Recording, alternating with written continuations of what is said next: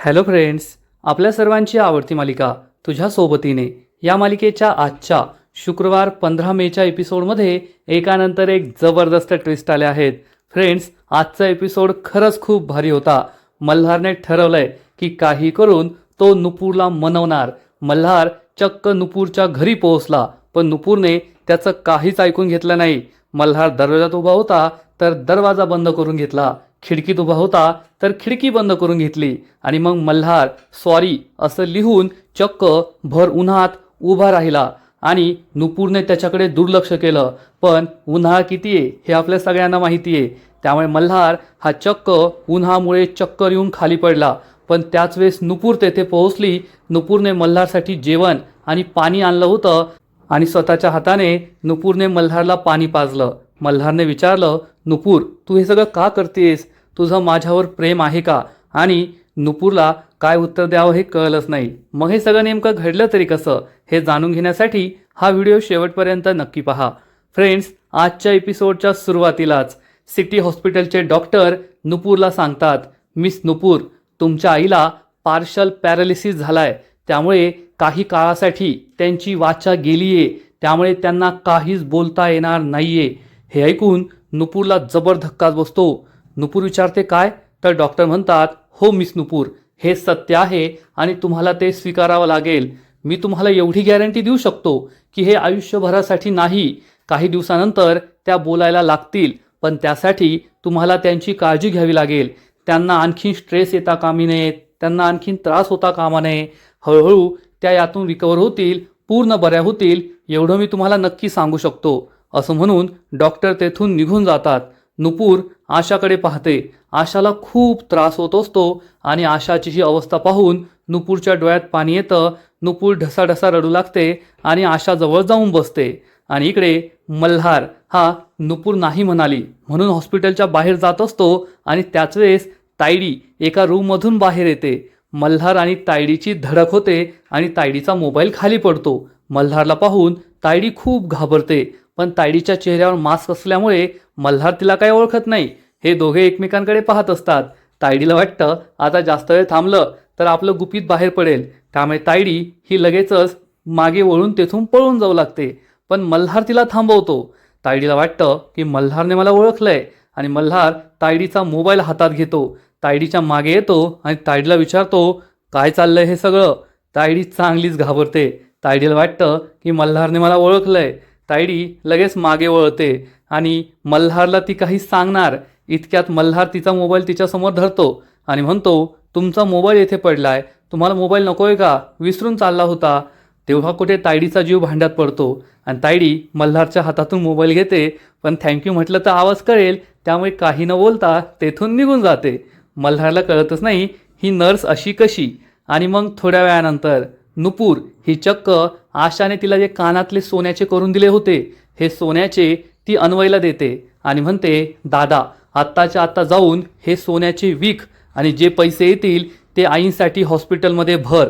अन्वय हा नुपूरला म्हणतो, नुपूर प्लीज असं करू नकोस, पैशांची काही व्यवस्था होईल, पण हे तुला आईंनी करून दिलेत, हे कशाला विकतेस?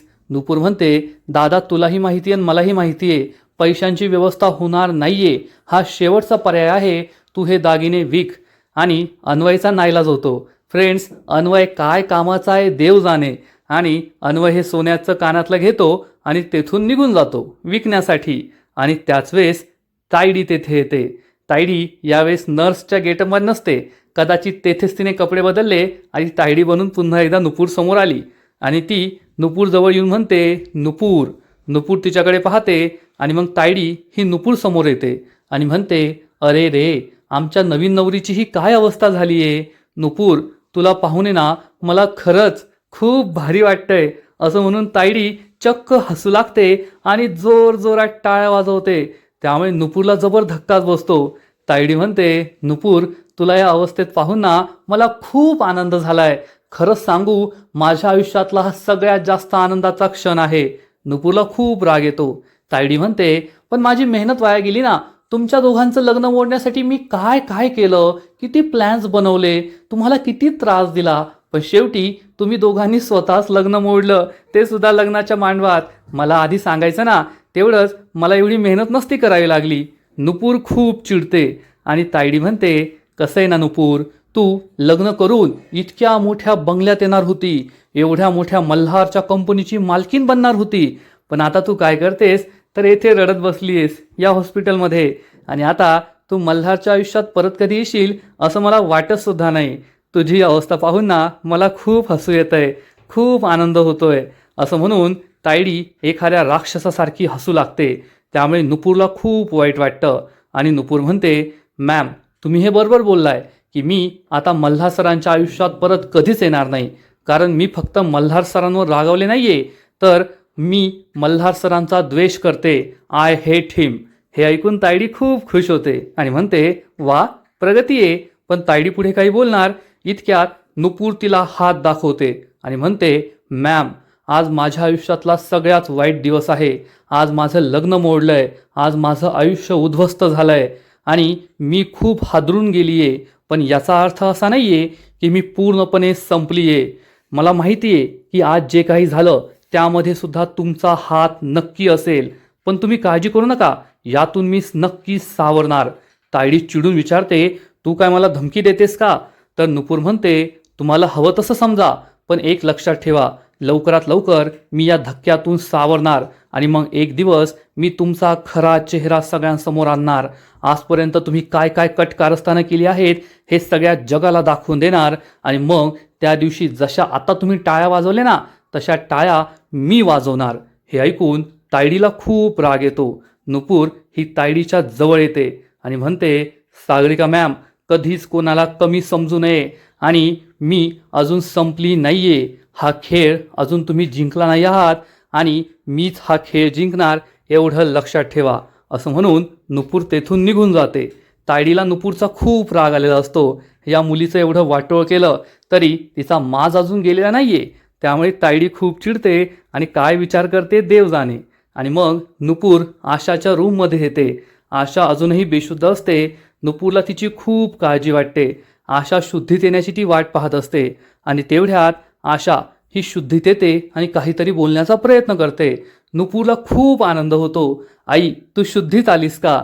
आशा तिच्याकडे प्रेमाने पाहते.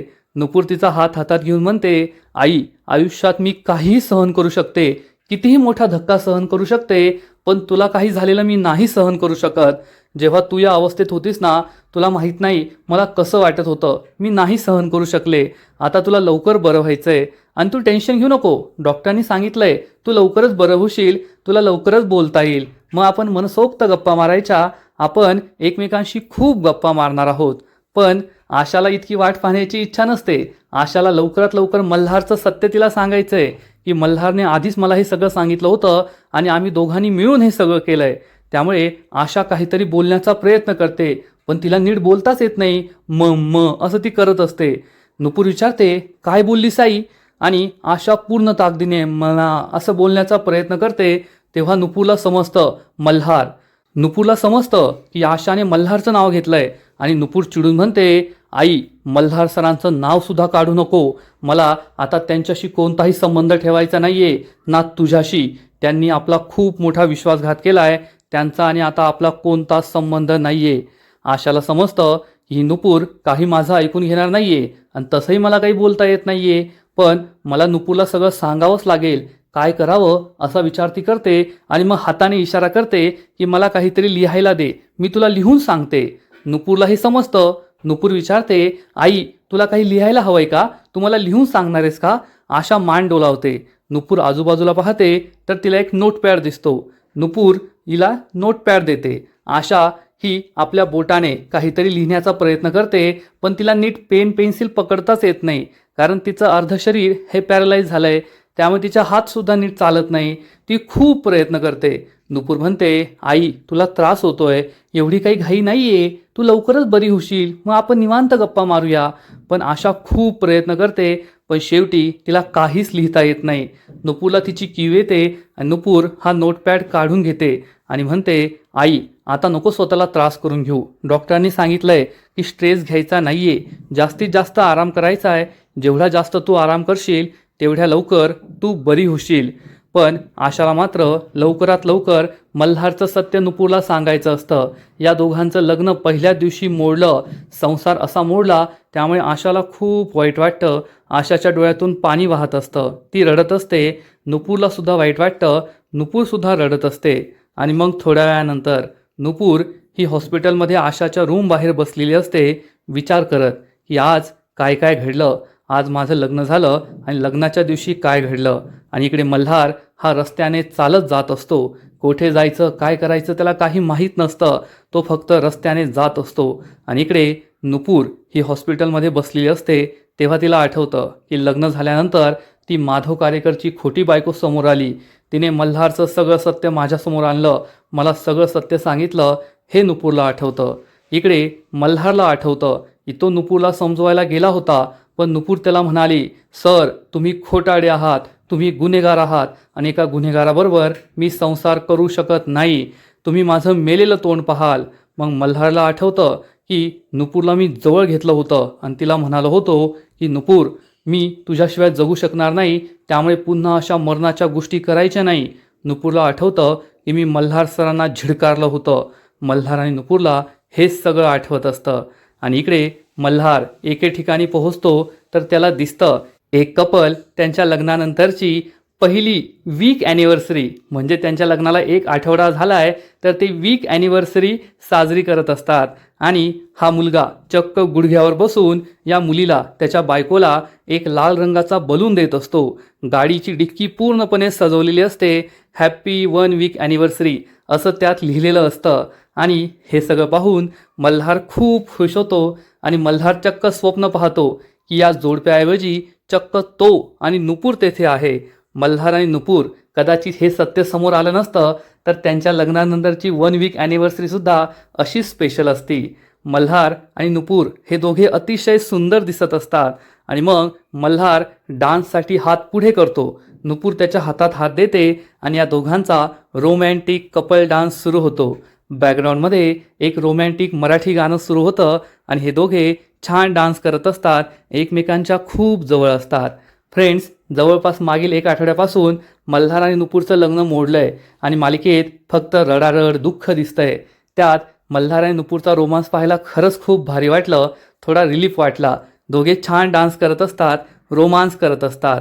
आणि मग डान्स झाल्यानंतर मल्हार गुडघ्यावर बसतो आणि नुपूरला हा लाल रंगाचा बलून देतो. आणि नुपूर ही मल्हारला सांगते, मल्हार सर आपलं आयुष्य, आपला संसार खूप मोठा आहे आणि संसाराच्या एखाद्या वळणावर आपल्याला असं वाटेल की आपल्यातलं प्रेम संपलंय, आपल्या नात्यातलं प्रेम संपलंय. पण अशा वेळेस तुम्ही मला एक वचन द्या की जसा हा फुगा तुम्ही मला देताय तसं तुम्ही आपल्या नात्यातील प्रेम पुन्हा एकदा फुलवणार. जसे तुम्ही मला हे बलून्स देताय तसे आपल्या नात्यामध्ये प्रेमाचे फुगे नेहमी फुलत राहतील, प्रेम नेहमी फुलत राहील. जशा या गुलाबाच्या पाकळ्या टवटवीत आहेत तसंच आपलं प्रेम हे नेहमी टवटवीत असेल, नेहमी खुश असेल, आनंदी असेल, असं वचन तुम्ही मला द्या. आणि मल्हार हा नुपूरला वचन देतो, नुपूर मी तुला वचन देतो, तुझं प्रेम मी नेहमी जपणार आहे आणि आपल्यातील प्रेम हे कधीच कमी होणार नाही. आपल्यातील नात्यामध्ये प्रेम हे नेहमी असंच टवटवीत, असंच नेहमी फुललेलं राहील. हे ऐकून नुपूरला खूप आनंद होतो. मल्हार आणि नुपूर एकमेकांकडे प्रेमाने पाहतात, हसून पाहतात. दोघांच्या चेहऱ्यावर आनंद पाहून खरंच खूप भारी वाटतं. पण शेवटी हा सगळा भास असतो, हे सगळं स्वप्न असतं. मल्हारचा हा भास तुटतो आणि हे कपल एकमेकांबरोबर मस्त फोटो काढत असतं. तेवढ्यात ही मुलगी म्हणते, ओ दादा आमचा एक फोटो काढता का? मल्हार म्हणतो हो. मल्हार पुढे येतो आणि या कपलचा एक फोटो काढतो. या दोघांचे छान फोटो येत असतात, पण त्यांचे फोटो काढताना सुद्धा मल्हारला स्वतःची आणि नुपूरचीच आठवण येत असते. आज काय घडलं याची आठवण येत असते. आणि इकडे जिया ही सगळ्यांना कॉल करून विचारते, तुम्ही ब्रोला पाहिलं का? आणि रेवती मावशीसुद्धा सगळ्यांना कॉल करत असते, मल्हार कोठे दिसला का? पण मल्हारला कुणीच पाहिलेलं नसतं. त्यामुळे रेवती मावशी खूप घाबरते, रडू लागते आणि देवी आईला विचारते, देवी आई माझ्या मल्हारबरोबर तू असं का करतेस? माझ्या मल्हारने कोणाचं काय बिघडवलंय? काही पाप केलं नाहीये त्याने, मग त्याच्याबरोबर असं का होतंय? आणि मग लगेच जिया ही दीपला कॉल करते आणि विचारते, दीप ब्रो सापडला का? दीप सांगतो, नाही जिया मी त्याला सगळीकडे शोधतोय पण तो कोठेच सापडत नाहीये, तू काळजी करू नको, मी त्याला शोधून काढेल. दियाला खूप काळजी वाटते. जिया रेवती मावशीजवळ येते, तिला समजावून सांगते, मॉम टेन्शन घेऊ नको, ब्रो सापडेल. पण रेवती मावशी खूप रडत असते. ती ढसाढसा रडू लागते. जिया तिला सावरते. ब्रो कोठे गेला असेल, कधी परत येईल, हाच प्रश्न जियाला सुद्धा पडलेला असतो. आणि मग नुपूर हॉस्पिटलमधून घरी परत येते. पण ती खूप दुःखी असते आणि घरात पाय ठेवल्या ठेवल्या तिला पुन्हा मल्हारच्या सगळ्या आठवणी वेढतात. नुपूरला आठवतं की मल्हारने तिला गुंडांच्या तावडीतून वाचवलं होतं आणि म्हणाला होता, नुपूर मी तुझ्याशिवाय नाही जगू शकत. मग त्याने मला प्रपोज केलं होतं, मग आम्ही दोघांनी लग्न केलं होतं, 7 फेरे घेतले होते. हे सगळं नुपूरला आठवतं. नुपूर ही घरामध्ये येते तर तिला आरशात स्वतःचं प्रतिबिंब दिसतं. तिला गळ्यात स्वतःचं मंगळसूत्र दिसतं. नुपूर हे मंगळसूत्र हातात घेते आणि म्हणते, मल्हार खानविलकर, तुम्ही माझ्या गळ्यात हे मंगळसूत्र घातलंय. हे तुमच्या नावाचं मंगळसूत्र आहे. आज माझ्या आयुष्याचा सगळ्यात आनंदाचा दिवस आणि माझ्या आयुष्यातला सगळ्यात दुःखाचा दिवस एकाच वेळेस आलेत. तुम्ही माझ्याशी लग्न केलं. ज्या व्यक्तीवर माझं प्रेम होतं त्याने माझ्याशी लग्न केलं, त्यामुळे मला खूप आनंद झाला. पण त्याच व्यक्तीने मला फसवलं. त्याने माझा इतका मोठा विश्वासघात केला, म्हणून मला माझ्या आयुष्यातलं सगळ्यात दुःख मिळालं. मल्हार सर, तुम्ही असं का केलं? का माझी फसवणूक केली? जर तुम्ही माझी फसवणूक केली नसती तर आज आपण किती सुखी असतो. आपल्या स्वप्नातलं आयुष्य आपल्याला मिळालं असतं. तुम्ही हे करून खूप चुकीचं केलंय. तुम्ही माझ्या नजरेतून कायमचे उतरले आहात. मल्हार सर, तुम्ही खरंच खूप वाईट केलंय, असं नुपूर म्हणत असते. असा विचार करत असते. या मंगळसूत्राकडे पाहून तिला खूप वाईट वाटतं. फ्रेंड्स, नुपूरला सुद्धा दोष देऊन फायदा नाहीये. तिच्याबरोबर जे काही झालंय ते खरंच वाईट झालंय. तिच्यासमोर जे सत्य आलं ते खरंच चुकीचं आलं. खरं सांगायचं तर यात आशाची चूक आहे. जेव्हा लग्नात नुपूर मल्हारला हे सगळं बोलत होती तेव्हा आशाने नुपूरला शांत करून सगळं सांगायला हवं होतं. तीच योग्य वेळ होती. ती योग्य वेळ तिने पाळली नाही, त्यामुळे हे सगळं घडलंय. त्यामुळे हे सगळं घडतंय आणि आजचा एपिसोड येथेच संपतो. फ्रेंड्स, तुझ्या सोबतीने या मालिकेचा आजचा एपिसोड खरंच खूप भारी होता. खूप इंटरेस्टिंग होता. पण या मालिकेचा पुढील एपिसोड आणखीन भारी असणारे, आणखीन मोठा ट्विस्ट या मालिकेत येणारे. मग नेमकं घडणार तरी काय? तर पुढील एपिसोडमध्ये आपण पाहू की नुपूर ही तिच्या घरी असेल. तेवढ्यात मल्हार तिच्या घरी येणार. मल्हारला पाहून नुपूर खूप चिडेल आणि त्याचं काहीच ऐकून न घेता चक्क त्याच्या तोंडावर घराचा दरवाजा बंद करणार. मग मल्हार खिडकीमध्ये येईल आणि म्हणेल, नुपूर माझं एकदा ऐकून तरी घे, माझी बाजू ऐकून घे, मला काय बोलायचंय ते ऐकून घे, समजून घे. पण नुपूर काही न ऐकता तेथून निघून जाईल. मग थोड्या वेळानंतर मल्हार तिच्या चाळीत झाडाखाली बसलेला असेल तेव्हा नुपूर ही हॉस्पिटलला जायला घराबाहेर पडेल. मल्हार तिच्या मागे मागे धावणार, पण नुपूर काही ऐकणार नाही आणि रिक्षात बसून निघून जाईल. थोड्या वेळाने नुपूर घरी परत येईल तर मल्हार हा चक्क तिच्या घराबाहेर भर उन्हात सॉरी असं कार्ड लिहून उन्हात उभा असेल. नुपूर हे पाहणार, पण मल्हारकडे दुर्लक्ष करून ती खिडकीचा पडदा लावून घेईल आणि घरात निघून जाईल. पण मल्हारने आता ठरवलंय की नुपूर जोपर्यंत त्याला माफ करत नाही तो मागे हटणार नाही. त्यामुळे मल्हार हा भर उन्हात तसाच उभा राहील. आणि आपल्या सगळ्यांना माहिती आहे की सध्या किती ऊन आहे, किती गरम होतंय आणि मल्हार हा भर उन्हात उभा राहिलाय. त्यामुळे मल्हारला चक्क उष्माघात होणार. मल्हार जमिनीवर कोसळणार, त्याला चक्कर येईल. पण त्याच वेळेस नुपूर ही त्याच्याजवळ धावत पळत येणार. नुपूरने मल्हारसाठी जेवण आणलेलं असेल, पाणी आणलेलं असेल आणि नुपूर ही मल्हारला पाणी प्यायला देईल. पण पाणी पिण्याआधी मल्हार तिचा हात पकडणार आणि नुपूरला विचारणार, नुपूर तू माझ्यासाठी हे जेवण का आणलंय? तू मला पाणी का देतेय? तुझं तर माझ्यावर प्रेम नाहीये ना? मी तुझा खूप मोठा विश्वासघात केलाय. मी तुला फसवलंय. तुला माझं तोंडही पाहायचं नाहीये. मग तू माझ्यासाठी हे पाणी का घेऊन आली आहे? आणि नुपूरकडे या प्रश्नाचं उत्तर नसेल. कदाचित नुपूर ही रागारागाने जेवण आणि पाणी ठेवून तेथून निघून जाईल. पण मल्हारसुद्धा मग काही खाणार नाही. त्या नुपूरला त्याला स्वतःच्या हाताने पाणी पाजावंच लागेल, त्याला खाऊ घालावंच लागेल. नाहीतर हा उन्हाचा तडाखा मल्हारचा जीवसुद्धा घेऊ शकतो, एवढं मात्र खरं. फ्रेंड्स, खरंच तुझ्या सोबतीने ही मालिका आता खूप इंटरेस्टिंग झाली आहे. मल्हार आणि नुपूरचं लग्नाच्या दिवशी जे काही घडलं, हे दोघे एकमेकांपासून दूर झाले, ते पाहून तर वाईट वाटलंच. पण मालिकेतला ड्रामा आता खूप वाढला आहे आणि मल्हार नुपूरला मनवण्याचा प्रयत्न करतोय. पण नुपूर ऐकणार नाही हे आपल्या सगळ्यांना माहिती आहे. जोपर्यंत आशा तिला सत्य सांगत नाही तोपर्यंत नुपूरचे गैरसमज दूर होणार नाही. पण कदाचित असं होऊ शकतं की मीना नुपूरला त्रास देऊ शकते, चाळीतले लोक नुपूरला त्रास देऊ शकतात की तुझं लग्न झालंय तरी तू माहेरीच राहतीये, त्यामुळे आमच्या घरची बदनामी होतीये. त्यामुळे कदाचित नुपूर ही मल्हारच्या घरी जाऊन राहण्याचा विचार करेल. कारण जेव्हा आशा या अवस्थेत नुपूरच्या घरी येईल तेव्हा मीना तिलासुद्धा त्रास देऊ शकते. त्यामुळे आशाच्या तब्येतीसाठी आणि आपल्या घराची बदनामी होऊ नये किंवा मीनाचा त्रास सहन करावा लागू नये म्हणून नुपूर ही मल्हारच्या घरीसुद्धा राहायला जाऊ शकते. आणि जर मल्हार आणि नुपूर एकाच घरात राहत असतील तर त्यांच्यातील गैरसमज दूर व्हायला वेळ लागणार नाही, एवढं मात्र खरं. पण आता जोपर्यंत मल्हार आणि नुपूर एकाच छताखाली राहत नाही तोपर्यंत सगळं काही चांगलं होणार नाही, हे मात्र नक्की. तर फ्रेंड्स, तुम्हाला तुझ्या सोबतीने या मालिकेतला हा ट्विस्ट आवडला आहे का? नक्कीच कमेंट करून सांगा. आणि या मालिकेचे असेच नवीन नवीन एपिसोड, नवीन नवीन अपडेट सर्वात आधी पाहण्यासाठी व्हिडिओला लाईक करा, शेअर करा, चॅनलला सबस्क्राईब करून बेल आयकॉनवर क्लिक करा. म्हणजे या मालिकेचे नवीन नवीन एपिसोड तुम्हाला सर्वात आधी पाहायला मिळतील.